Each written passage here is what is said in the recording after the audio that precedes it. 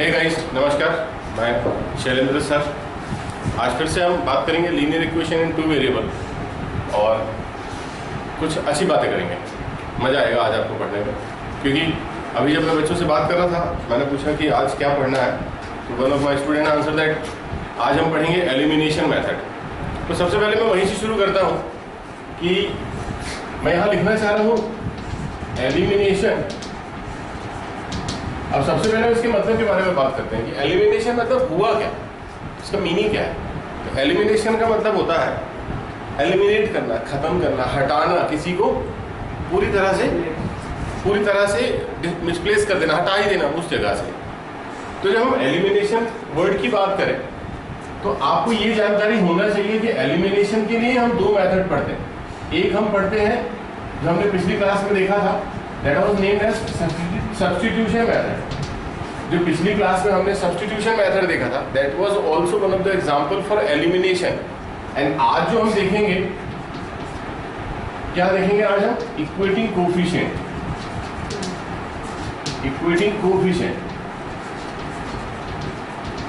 तो ये जो दोनों मेथड्स के बारे में हम बात कर रहे हैं, ये दोनों की दोनों मेथड ही जानी जाती हैं बतौर एलिमिनेशन मेथड। आप ऐसा नहीं कह सकते कि पहली मेथड सब्स्टिट्यूशन थी और हम जो दूसरी पढ़ रहे हैं वो एलिमिनेशन है। नहीं, दोनों ही मेथड एलिमिनेशन मेथड है, दोनों मेथड। लेकिन एक जो मेथड है वो एलिमिनेशन बाय सब्स्टिट्यूशन है, दूसरी है एलिमिनेशन बाय इक्वेटिंग कोफिशिएंट। तो जो आज की हमारी क्लास होनी है वो होनी है एलिमिनेशन बाय कोफिशिएंट के लिए। बहुत सिंपल, सबसे मजेदार। अगर लीनियर इक्वेशन टू वेरिएबल की हम बात कर रहे हैं और हम इसे सॉल्व करना चाह रहे हैं, हम x और y की वैल्यू निकालना चाह रहे हैं, तो मुझे नहीं लगता कि इससे सरल कोई भी क्वेश्चन मेथड आपको एग्जाम में काम आने वाली है। मैं तो यही प्रपोजल देता हूँ, इवन दो प्रपोजल क्या देना है जब हम आगे आने वाली क्लासेस के बारे में बात करें, 11th और 12th में भी ना, या AP और आपके कई सारे ट्राइंगल्स एंड फर्दर जो भी चैप्टर्स आएंगे उसमें आप यही मेथड यूज कीजिएगा। इक्वेटिंग कोफिशिएंट बहुत सरल होती है, बहुत मजा आता है करने में। तो आज आपको ऐसा लगेगा कि हम सबसे सरल दिन की मैथ्स पढ़ रहे हैं आज, इससे इजी मैथ्स कभी नहीं हो सकती। तो सबसे पहले ना नाम पे जाएंगे।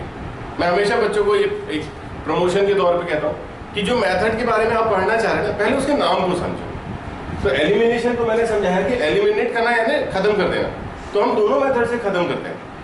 तो इसके पहले जो हमने पढ़ी थी वो सब्स्टिट्यूशन थी। अब सब्स्टिट्यूशन का मतलब, पिछली क्लास में भी मैंने आपसे यही बात की थी, हम एक की जगह पे दूसरे को रखते हैं, नेम्ड इट सब्स्टिट्यूशन। एक की जगह दूसरे को रखते हैं तो सब्स्टिट्यूशन। बतौर एग्जांपल अगर मैं बात करूं, सपोज करो 2x minus 4y is equal to 3 and some और एक other equation is 3x plus y is equal to 7। Suppose करो मेरे पास में ये दो इक्वेशंस मैंने लिख ली बतौर एग्जांपल।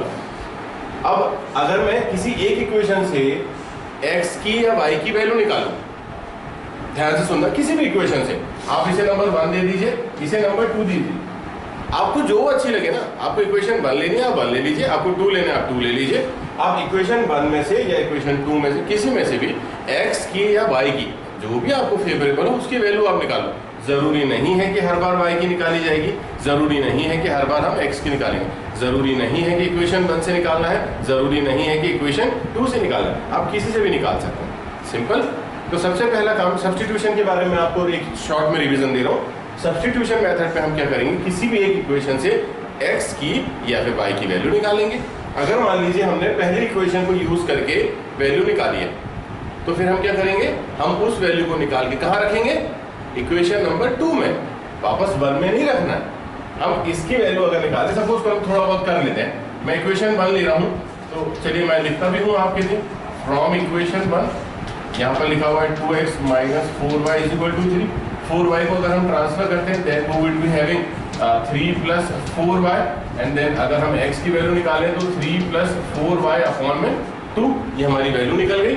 अब इस x की वैल्यू को आपको यहाँ लिखना होता है, पुट दिस इन इक्वेशन 2। हमने 1 लिया ना, हमने 1 लिया इसलिए हम 2 में रख रहे हैं। अगर हम 2 से कोई वैल्यू निकालते तो हम कहाँ रखते, 1 में रख देते। Very simple. चलिए लेके चलते हैं। तो हमारे पास यहाँ पर x की जगह पर ये लिखना है हमें, in place of x you have to put the value of x plus y is equal to 7। Now you can see that we have eliminate the term x। इस इक्वेशन में x था, हमने उसे पूरी तरह से खत्म कर दिया। अब हमारे पास पूरी इक्वेशन में क्या है, y y y। अब हम अगर इसको एल्जेब्रिकली सॉल्व करते हैं, then we will be having the value of y, very simple. तो elimination is same, but this method is named as substitution because we are putting the value of x in place of y, the value of y in place of x। तो ये छोटी सी बात है, आपको और substitution याद रखनी है। अब हम क्या करते हैं, यही हम इक्वेशंस एग्जांपल के तौर पे जब हमने ले ली है तो मैं आपको बताता हूँ इक्वेटिंग कोफिशिएंट। पर हम सबसे पहले नाम को समझेंगे, जैसा कि मैंने आपसे पहले कहा इक्वेट करना। इक्वेट करना, what do you mean by equate करना? इक्वेट करना मतलब बराबर लाना, बराबर लाना। अब बड़ी हिसाब से मैं आपको बता रहा हूँ, बड़ा इजी सा एग्जांपल है। आपने कभी सब्जी तौलने वाले को देखा होगा, आप किराना दुकान में गए जिसके तराजू हो, तो एक साइड उन्होंने 1 किलो का वेट रखा हुआ है और दूसरी साइड तराजू खाली है। तो जो 1 किलो का वेट है वो नीचे आ जाएगा और खाली वाली ऊपर चले जाएगी तराजू। देन मान लीजिए आप शक्कर लेने, शुगर लेने के लिए गए, तो वो एक पैकेट में शुगर रहते हैं और फिर वो शुगर जितना वेट होता है वो नीचे आना शुरू होता है। और वो कब तक तौलता है? जब तक कि वो दोनों बराबर ना आए। और जैसे वो बराबर आती तो शुगर उठा के आपको दे देता। ऐसे ही करते हो, बराबर करना। आप समझ रहे? बराबर करना मतलब एक ऊपर एक नीचे है, तो आपको बैलेंस करना आना चाहिए। तो वही बैलेंसिंग, वही बराबरी कहलाती है इक्वेटिंग। इक्वेट करना, बराबर करना। अब बात करें कोफिशिएंट्स की, तो कोफिशिएंट एक बहुत अच्छा टर्म होता है। कोफिशिएंट बहुत अच्छी, बहुत काम की चीज होती है। क्लास 8 से हम शुरू करते हैं कोफिशिएंट जैसी टर्म्स को। तो कोफिशिएंट का मतलब होता है वेरिएबल के मल्टीप्लाई में जो कांस्टेंट लिखा होता है। से अगेन, वेरिएबल के मल्टीप्लाई में जो कांस्टेंट टर्म लिखी होती है उसे हम कहते हैं कोफिशिएंट। जैसे अगर हम पहली इक्वेशन की बात करते हैं तो यहाँ x के बाजू में लिखा हुआ है 2, तो 2 will be considered as a coefficient of x। तो कोफिशिएंट ऑफ x यहाँ पर हमको क्या मिलता है? 2। बट वॉच इट केयरफुली, यहाँ पे y का कोफिशिएंट क्या है? -4। ये बोलते वक्त आपको खासा ध्यान रखना है, आप कहीं गलती से 4 ना कह दें, इसका हमें ध्यान रखना होता है। तो हम बात करेंगे इक्वेटिंग कोफिशिएंट्स की। तो सबसे पहले मैं आपके लिए इक्वेशंस को दोबारा लिखूंगा। 2x - 4y = 3 and here it is 3x + y = 7। हमने दोनों इक्वेशंस दोबारा से लिख ली, बड़ा सिंपल काम किया। अब हमें कोफिशिएंट्स को चेक करना है। पहले ये डिसाइड करना है कि आप किसे एलिमिनेट करेंगे। अगेन एलिमिनेशन, आप एलिमिनेट किसे खत्म किसे करेंगे ये आपको तय कर लेना। आप x की टर्म को एलिमिनेट करना चाह रहे हैं या y की टर्म को एलिमिनेट करना चाह रहे हैं, ये सबसे पहले आप तय कर लीजिए। मान लीजिए हमने डिसाइड किया कि सर हम x को एलिमिनेट करेंगे। अगर हमने डिसाइड किया कि हम x को एलिमिनेट करेंगे, तो मैं आपको दुनिया की सबसे सरल मेथड बता रहा हूँ, बिना किसी टेंशन के, बिना किसी हिसाब किताब के। आप क्या कीजिएगा, यहाँ पर x का कोफिशिएंट कितना है? 2, उसे उठा के अगली इक्वेशन में मल्टीप्लाई कर दीजिए। बड़ा सिंपल सा, मैंने क्या कहा, यहाँ x का कोफिशिएंट कितना है? 2, उसे उठा के आप दूसरी इक्वेशन, सेकंड इक्वेशन में मल्टीप्लाई कर लीजिए। यहाँ x का कोफिशिएंट कितना है? 3, इसे उठा के आप अगली इक्वेशन में मल्टीप्लाई कर लीजिए। सिंपल सा हिसाब है। हमने क्या डिसाइड किया, हम यहाँ से x का कोफिशिएंट उठाएंगे, अगली इक्वेशन में मल्टीप्लाई करेंगे। यहाँ से हम x का कोफिशिएंट उठाएंगे, हम अगली इक्वेशन में मल्टीप्लाई करेंगे। मल्टीप्लाई मतलब पूरी इक्वेशन में। इसका ये नहीं कि सिर्फ इसमें कर लिया, इसमें ना ना ना, मैंने यहाँ मल्टीप्लाई लिखा, मतलब it will go to the whole equation. How is it? 3 goes to 2, it becomes 6x. Here it is -12y = here it is 9. Now this equation will be 6x + 2y = 14. Now clearly हमको दिख रहा है कि यहाँ भी 6x है, यहाँ भी 6x है। हमें बड़ी सिंपल सी मैथ्स लगानी है, एक लाइन यहाँ पे ड्रॉ करनी है, देन सब्ट्रैक्ट करना है। सब्ट्रैक्ट हम क्यों कर रहे हैं, इसमें भी बहुत बढ़िया लॉजिक है।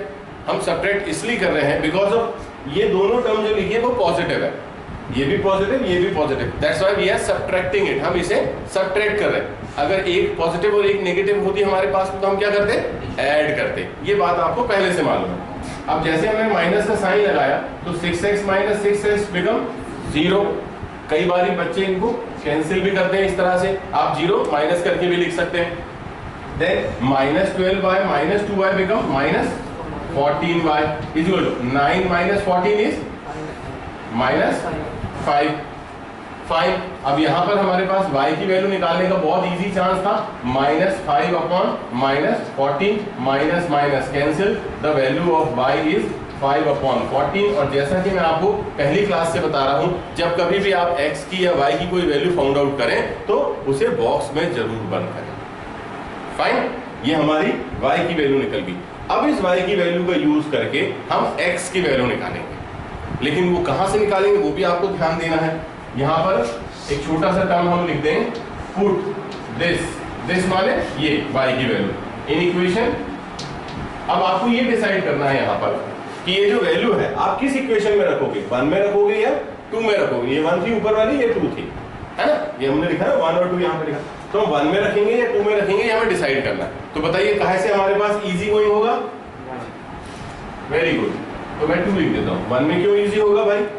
क्योंकि वहां पर तो बड़े नंबर है, यहाँ पे तो y अकेला है, तो हम 2 के साथ जाएंगे। यहाँ पर हमारे पास लिखा हुआ equation 3x plus in place of y, देखिए हम फिर से एलिमिनेट कर रहे हैं।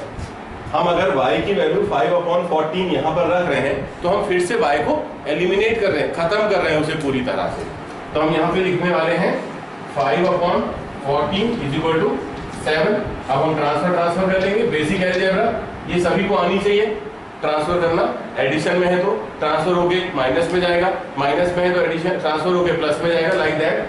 यहाँ पर ऑलरेडी है 7 minus 5/14 and you also must be knowing that इसको सॉल्व कैसे करना है। एक फ्रैक्शन के साथ एक नॉर्मल नंबर को हम एलसीएम लेंगे, यहाँ कुछ नहीं हम 1 कंसीडर करते हैं, तो 7/14 से कितना होता है 98 minus 5 3x is equal to 93/14। Transfer this 3 that side, this is 93/14 into 3 3 3 1 the value of x is 31/14 and इसको भी आप एक बॉक्स में पैक कर देंगे। तो बहुत सिंपल मेथड है, ये सबसे सिंपल मेथड है ऐसा मैं मानता हूँ। Elimination by substitution was also good, हमने कल किया पिछली क्लास में। हमने आज देखा एलिमिनेशन बाय इक्वेटिंग कोएफिशिएंट, ये भी बहुत सिंपल सी है, बहुत सिंपल मेथड है। तो हम कोशिश ये करें कि सबसे पहला काम हम पर्टिकुलर मेथड्स को बाय नेम कमांड करें, हम हर मेथड को बाय नेम कमांड करें। अगली क्लास में हम बात करेंगे क्रॉस मल्टीप्लिकेशन मेथड के लिए। सो गाइस, तब तक के लिए थैंक यू वेरी मच, खुश रहिए।